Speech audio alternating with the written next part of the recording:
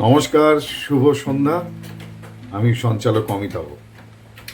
আজকের অনুষ্ঠানে সরাসরি যাওয়ার আগে আপনাদের জানাই যে আজকে থেকে আনকাট রাতের গল্পের নাম পরিবর্তন হয়ে গেল এবং আমার ইউটিউব চ্যানেল সেটিরও নাম পরিবর্তন করা হলো। এখন থেকে আনকাট রাতের গল্প দেখবেন আপনারা এবং অমিতাভ এই নাম, এবং ইউটিউব চ্যানেলটার নামও এবং অমিতাভ। আমরা গত পর্ব থেকে শুরু করেছিলাম অজানা স্বাধীনতা, অর্থাৎ স্বাধীনতার সঙ্গে জড়িত থাকা ভারতবর্ষের সেই সমস্ত বিপ্লবী অগ্নিযুগের সৈনিক যাদের কথা আমরা ইতিহাস বইতে খুঁজে পাই না, ইতিহাসে তাদের নাম খুঁজে পাই না। সেরকম বেশ কিছু রত্নগর্ভা সন্তান যারা দেশমাতৃকার জন্য নিবেদিত ছিলেন এবং তাদের রক্ত আর নির্মম মৃত্যুর মধ্যে দিয়ে যে রাজপথ ধরে স্বাধীনতা এসেছিল, যাদেরকে আমরা অবলীলায় ভুলে গেছি, তারই দ্বিতীয় পর্ব নিয়ে আজকে আপনাদের সঙ্গে সরাসরি চলে এলাম আমি অমিতাভ আরও একবার। প্রথমেই বলে রাখি যে গত পর্বে আলোচনা করেছিলাম যাদেরকে নিয়ে, তারা মূলত ইসলাম ধর্মাবলম্বী বেশ কিছু মানুষ এবং স্বাধীনতার লাইমলাইটে আলোতে না আসা সেই সমস্ত বীর যোদ্ধা বিপ্লবী। আজকেও শুরু করব ইসলাম ধর্মাবলম্বী এমন বেশ কিছু নাম যাদের ইতিহাস বই সেভাবে স্মরণ করে না, যাদের নাম আমরা ঘুণাক্ষরেও জানতে পারি না, বা যাদের কথা ইতিহাস ভুলে গেছে। সবার প্রথমে বলি বিদ্রোহী গুলাম রব্বানী এবং মৌলানা আকরাম খান। এদের নাম ইতিহাস ভুলে গেছে।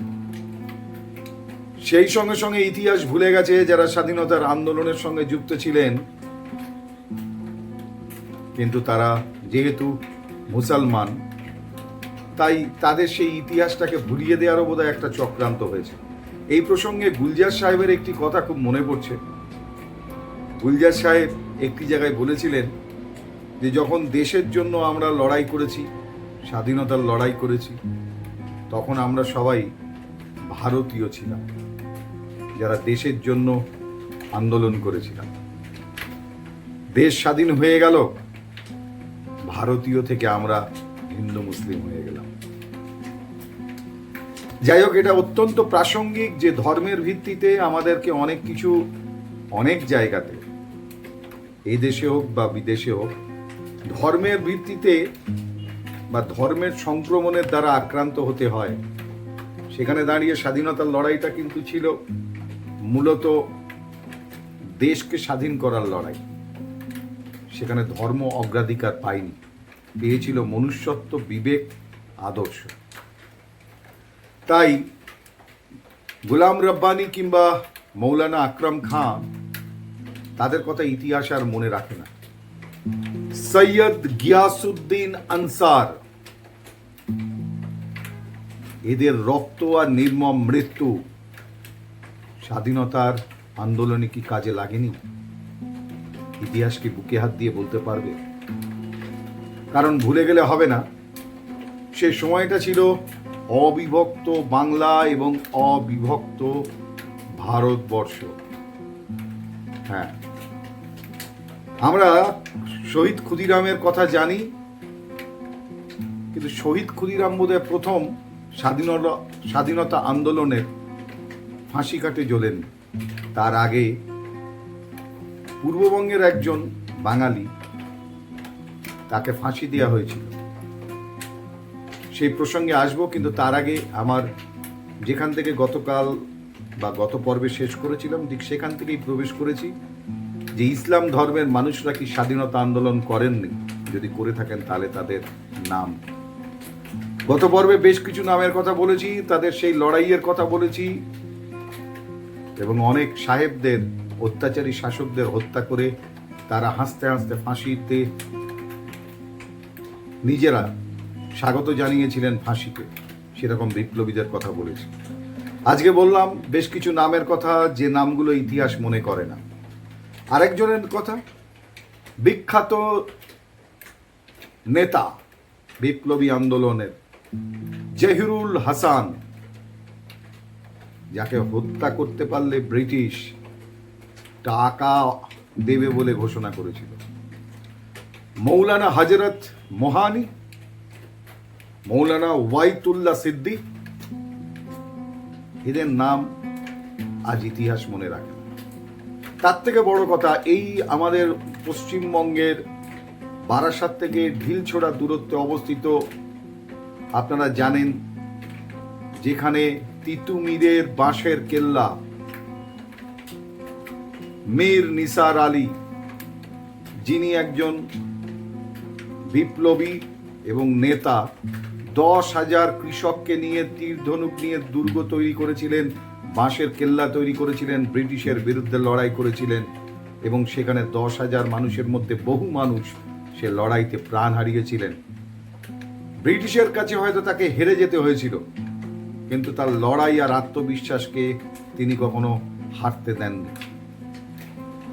তার সেনাপতি, সেই বাঁশের কেল্লার তিতুমিরের সেনাপতি গুলাম মাসুমকে ফাঁসি দেওয়া হয়েছিল ওই বাঁশের কেল্লার ঠিক সামনে।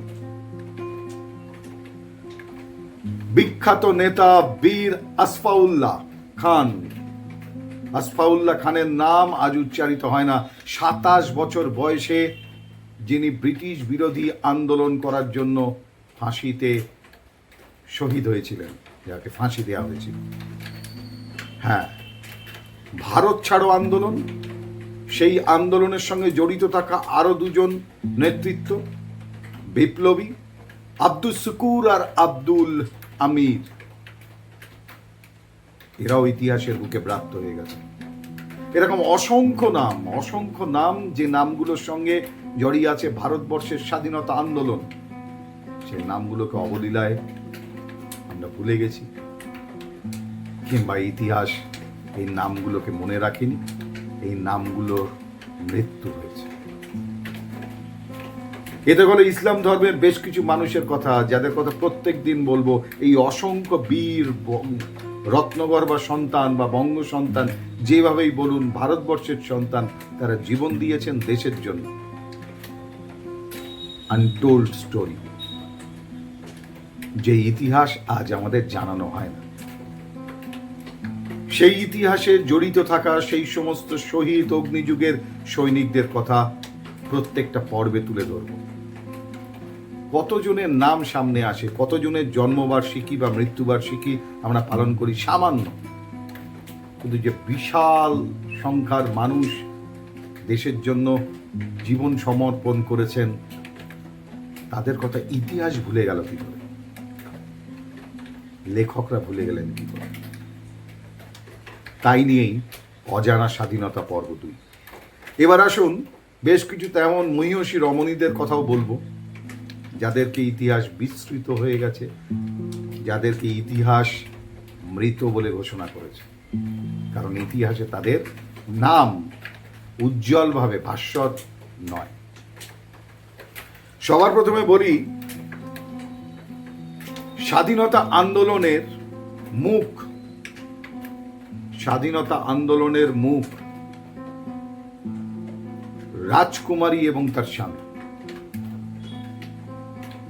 রাজকুমারী গুপ্ত এবং তার স্বামী একসাথে আন্দোলনে নেমেছিলেন। এই ঘটনা অনেকেই জানেন কম বেশি, কারণ মহাত্মা গান্ধী এবং চন্দ্রশেখর আজাদ, তাদের অনুগামী ছিলেন রাজকুমার গুপ্ত এবং তার স্বামী। কাকোরির ট্রেন বা রেল লুণ্ঠনের ঘটনা মনে পড়ছে, যে কাকোরি ট্রেন লুণ্ঠনে সমস্ত বিপ্লবীদের কাছে গোপনে অস্ত্র সরবরাহ করেছিলেন এই মহিলা, পোশাকের মধ্যে লুকিয়ে নিয়ে গিয়েছিলেন, এবং যাতে ধরা না পড়েন তাই ছলনার আশ্রয় নিতে তার 3 বছরের শিশু পুত্রকে পর্যন্ত সেই মৃত্যুর মুখোমুখি দাঁড় করিয়েছিলেন। হ্যাঁ, রাজকুমারী গুপ্ত এবং তার স্বামী অবলীলায় তারা দেশের জন্য এত বড় একটা গুরু দায়িত্ব পালন করতে গিয়ে নিজের সন্তানকে পর্যন্ত সেই আন্দোলনের মধ্যে নিয়ে এসেছিলেন। মৃত্যু ঘটতে পারত যখন তখন, কিন্তু তারা ঠিক অস্ত্র পৌঁছে দিয়েছিলেন রাজকুমারী গুপ্ত সেই বিপ্লবীদের কাছে গোপনে। যদিও পরবর্তীকালে তিনি ধরা পড়ে যান, 3 বছরের জেল হয় রাজকুমারী গুপ্তর। দুর্ভাগ্য আর দুঃখের বিষয় কি জানেন? তিনি যখন জেল ফেরত তার শ্বশুর বাড়িতে ফেরত যান, শ্বশুর বাড়ির লোক তাকে ঘরে উঠতে দেয়নি, অস্বীকার করেছিলেন রাজকুমারী গুপ্তর মতো দেশের এই বলি প্রদত্ত আর আত্মবলিদান দিতে প্রস্তুত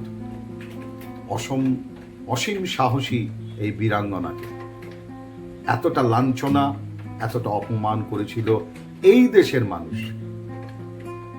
যে দেশের মানুষের স্বাধীনতার জন্য জীবন পর্যন্ত বাজি রেখেছিলেন রাজকুমারী গুপ্ত। এদের কথা ইতিহাস বলে না, ইতিহাস ভুলে গেছে এদের কথা বলে। এরপর একজন বাঙালির কথা বলি, বীণা দাস। অপ্রয়োজনীয় নাম বা ইতিহাসে লেখা হয়নি যাদের মধ্যে, তাদের অন্যতম নাম বীণা দাস। স্বাধীনতা সংগ্রামী হিসাবে আমাদের সামনে এই নামটা কখনোই সেভাবে উচ্চারিত হয় না। কে এই বীণা দাস? যিনি 17 বছর বয়সে ছাত্রী সংঘ, অনুশীলন মঞ্চের মতনই ছাত্রী সংঘ, যেখানে মহিলাদের লাঠি চালানো, আত্মরক্ষা এবং নানান কসরত শেখানো হতো, যুদ্ধ করার মতো প্রশিক্ষণও দেওয়া হতো, সেই ছাত্রী সংঘের তিনি যোগদান করেছিলেন। আর এই ছাত্রী সংঘের যারা ছিলেন, সেই সংঘের ঠিকানা ছিল সরলা দেবীর পুণ্যাশ্রম। সরলা দেবীর পুণ্যাশ্রমের একটি ঘরে ছাত্রী সংঘের জন্য বিপ্লবীদের অস্ত্র মজুত করা হতো সে সময়। হ্যাঁ, এই ছাত্রী সংঘের সঙ্গে থাকা বীণা দাস, যিনি পরবর্তীকালে বেঙ্গল ভলেন্টিয়ার্স কর্পস, যা নেতাজি প্রতিষ্ঠিত একটি সংগঠন, নেতাজি সুভাষচন্দ্র বসু প্রতিষ্ঠিত সেই বেঙ্গল ভলেন্টিয়ার কর্পস, তার সদস্য হন বীণা দাস। এবং সেখানে তার সহকর্মী বা বিপ্লবী সুহাসিনী গাঙ্গুলির সঙ্গে তার পরিচয় হয়। যে সুহাসিনী গাঙ্গুলির সহায়তায় তিনি বেঙ্গল রেভলিউশনারি পার্টির সদস্য পদ পান। কারণ এই বীণা দাসকে আরেকটু বিস্তৃতভাবে যদি বলি আপনাদের চিনতে সুবিধা হবে। যখন কটক থেকে নেতাজি সুভাষচন্দ্র বসু কলকাতা স্কুলে ভর্তি হতে আসেন, যে স্কুলে তিনি প্রথম হয়েছিলেন ভর্তি হওয়ার পর, সেই স্কুলের যিনি শিক্ষক ছিলেন, সম্ভবত প্রধান শিক্ষক বেনি মাধব দাস, যিনি বলেছিলেন ও ঠিক করে নেবে, ও ঠিক পারবে। কারণ নেতাজি তখন বাংলার সংস্কৃত অক্ষর জ্ঞানটা পর্যন্ত ছিল না, কিন্তু সেই নেতাজি সেই ক্লাসে সে বছর পরীক্ষায় 100-তে 100 পেয়েছিলেন সংস্কৃততে। সেই স্কুলের প্রধান শিক্ষক ছিলেন সম্ভবত, আমার স্মৃতি যা বলছে, বেনি মাধব দাস। এই বেনি মাধব দাসের কন্যাই হচ্ছেন বীণা দাস। তাই নেতাজির প্রতি তার একটা আলাদা আকর্ষণ ছিল, এটা বলার অপেক্ষা রাখে না। এবং 1932 সালের 6 ফেব্রুয়ারি বাংলার তৎকালীন গভর্নর ছিলেন স্ট্যানলি জ্যাকসন। বিশ্ববিদ্যালয়ের সমাবর্তনে তাকে অতিথি হিসাবে আমন্ত্রণ জানানো হয়। প্রস্তুত ছিলেন বীণা দাস। যুগান্তর পার্টি কর্মীদের সঙ্গে মিটিং করে ষড়যন্ত্র তৈরি করেছিলেন ব্রিটিশের কথা অনুযায়ী, অর্থাৎ সেই স্ট্যানলি জ্যাকসনকে হত্যা করার পরিকল্পনা করেছিলেন বীণা দাস যুগান্তর পার্টির কর্মীদের সঙ্গী হয়ে। এবং সেখানে যখন ভাষণ দিতে উঠছেন স্ট্যানলি জ্যাকসন, তৎকালীন ভারতের এই বাংলার গভর্নর, সেই মুহূর্তে দাঁড়িয়ে রিভলভার তুলে গুলি করেন বীণা দাস। গুলিগুলো কান ছুঁয়ে বেরিয়ে যায় স্ট্যানলি জ্যাকসনের। ধরা পড়েন হত্যার পরিকল্পনার জন্য এবং গুলি চালানোর জন্য এই বীণা দাস। এরকম মানুষদের কথা ইতিহাস আজ স্মরণ করে না। অকুত ভয়, দেশের জন্য বলি প্রদত্ত এই সমস্ত আমাদের বীরাঙ্গনাদের কথা কেউ বলে না। স্বাধীনতা সংগ্রামীরা অন্ধকারে থেকে যান, ব্রাত্য থেকে যান। শুধু কয়েকটা নাম আমাদের সামনে, আমরা সেই নামগুলোই শুনতে পাই। কিন্তু তার আড়ালে যারা জীবন মৃত্যুকে পায়ের ভৃত্য করেছেন, তাদের মধ্যে বীণা দাস অন্যতমা। পরবর্তী আপনাদের সঙ্গে আরেকজন মহিষী রমণীর কথা বলবো, যার নাম অরুণা আসফ আলী। অরুণা আসফ আলী কে ছিলেন? একজন সমাজকর্মী এবং মহাত্মা গান্ধীর আদর্শে অনুপ্রাণিত, মহাত্মা গান্ধীর একজন সঙ্গে থাকা কর্মী। 1942 সালের ভারত ছাড়ো আন্দোলন, সেই আন্দোলনের যে সুনামির মতো ঢেউ বিপ্লবের আছড়ে পড়েছিল আসমুদ্র হিমাচলে, সেখানে বম্বের গোয়ালিয়া ট্যাঙ্ক, সেই ময়দানে ভারতের জাতীয় কংগ্রেসের পতাকা যিনি তুলেছিলেন, হোস্টিং করেছিলেন, ফ্ল্যাগ হোস্টিং করেছিলেন, তিনি অরুণা আসফ আলী। হ্যাঁ, দিল্লির প্রথম মহিলা মেয়রও হয়েছিলেন তিনি, এই অরুণা আসফ আলী। এদের কথা ইতিহাস আমাদেরকে বলে না। জাতীয় মহিলা ফেডারেশনের সভানেত্রী হন অরুণা আসফ আলী। 1997 সালে ভারত সরকার তাকে ভারত রত্নে ভূষিত করে। 1964 সালে আন্তঃরাষ্ট্রীয় লেনিন জাতীয় পুরস্কারে বিভূষিত করা হয় এই অরুণা আসফ আলীকে। তার জীবনযাত্রায় দেশের জন্য, মানবতার জন্য তিনি কাজ করে গেছেন আজীবন। 1955 সালে সোভিয়েত ইউনিয়নের পক্ষ থেকে তাকে নেহেরু পুরস্কার প্রদান করা হয়। এই বীণা দাস, অরুণা আসফ আলী কিংবা রাজকুমারী গুপ্ত, আজকের প্রজন্ম কি এদের চেনেন? কিংবা যাদের নাম বললাম যে শুধুমাত্র ধর্ম আলাদা বলে তারা আজকে ব্রাত্য হয়ে যান, যারা দেশের জন্য প্রাণপণ লড়াই করেছেন, নির্মম মৃত্যুর মুখোমুখি হয়েছেন, তাদের মধ্যে গোলাম রব্বানী, মৌলানা আকরাম খান, সৈয়দ গিয়াসউদ্দিন আনসার, এদের কথা আমরা ভুলে যাব? জহিরুল হাসান, মৌলানা হযরত মোহানি, মৌলানা ওয়াহিদুল্লাহ সিদ্দি, মীর নিসার আলী তিতুমির, তাদের কথা আমরা ভুলে গিয়ে ব্রাত্য করে দেব তাদের আন্দোলনকে? তাদের এই মানবিক, দেশের প্রতি নিবেদিত হওয়ার এই শ্রদ্ধা দেশের প্রতি, তাকে আমরা জানাবো না? আজকের প্রজন্ম জানবে না তাদের নাম? গোলাম মাসুম, যাকে ফাঁসি দিয়েছিল তিতুমিরের বাঁশের কেল্লার সামনে ব্রিটিশ, আমরা জানবো না বীর আসাফুল্লাহ, তার কথা? 27 বছর বয়সে হাসতে হাসতে যে মৃত্যুকে বরণ করে নিয়েছিলেন দেশের জন্য, আমরা জানতে পারবো না আব্দুল শুকুর কিংবা আব্দুল আমিরের কথা? কারণ এরাও বিপ্লবী, এরাও বিপ্লবের সমানভাবে অংশ নিয়েছেন। জীবন মৃত্যুকে পায়ের ভৃত্যর মতো রেখে দেশমাতৃকার জন্য তারা জীবন দিয়েছেন।